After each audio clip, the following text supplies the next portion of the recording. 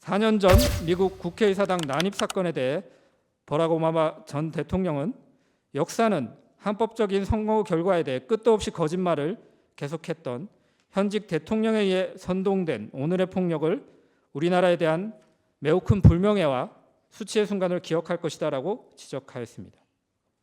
이상과 같이 말씀드린 피청구인의 반헌법적 행위, 특히 국회 계엄 해제 요구를 막고 국회를 실질적으로 해산하려 한 행위는 우리 민주주의 역사상 어쩌면 가장 큰 불명예와 수치의 순간으로, 또한 음모론적 부정선거 의혹에 빠진 피청구 현직 대통령에 의한 폭력의 순간으로 기억될 것입니다.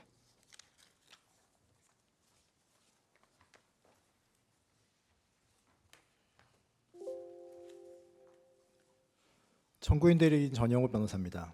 중앙선관위 침탈 등 나머지 쟁점에 대해서 말씀드리겠습니다.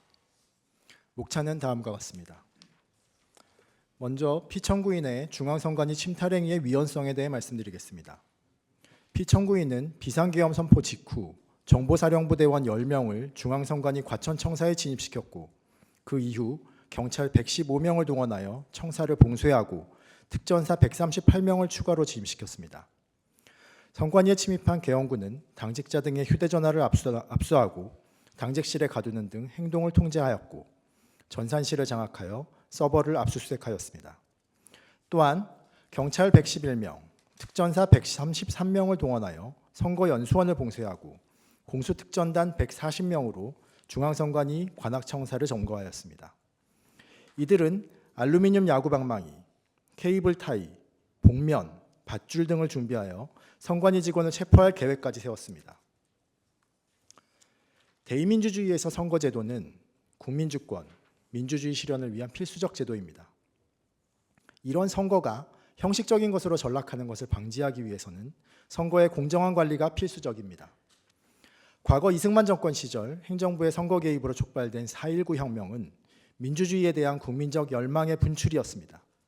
그리고 이를 계기로 3차 개정헌법에서 선관위는 독립된 헌법기관으로 격상되었습니다. 많은 나라에서 선거관리기구는 법률상 기관입니다. 이에 비해 우리 헌법이 선관위를 헌법기관으로 규정한 것은 그만큼 독립성을 철저히 보장하려고 한 헌법적 결단입니다. 이승만 정권의 예에서 알 수 있듯이 선거 공정성 침해의 가장 큰 위험 요인은 행정부입니다. 이에 헌법은 행정부의 선거 간섭을 배제하고 견제할 권한을 독립된 헌법기관인 선관위에 부여하고 있습니다. 즉, 선관위는 헌법기관 간 기능적 권력 통제 장치이기도 합니다. 이처럼 선관위는 실질적 민주주의 실현을 위한 기관이자 기능적 권력 통제 장치로서의 이중적 의미를 가지는 독립된 헌법기관이므로 그 독립성은 법률로도 배제할 수 없습니다. 그런 기능을 임의로 정지시키는 것은 국민주권주의, 대의민주주의, 권력분립의 원칙에 위반되는 것입니다. 그럼에도 불구하고 피청구인은 병력으로 선관위를 장악하고 그 기능을 마비시켰습니다.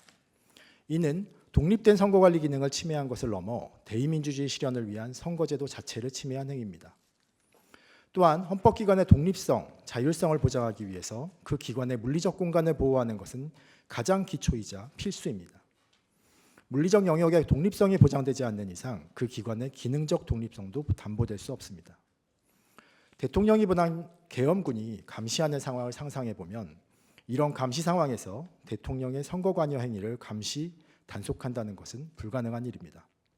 즉, 선관위의 물리적 영역 안에 계엄군이 침입했다는 것 자체로 선관위의 독립성과 공정성은 이미 침해된 것입니다.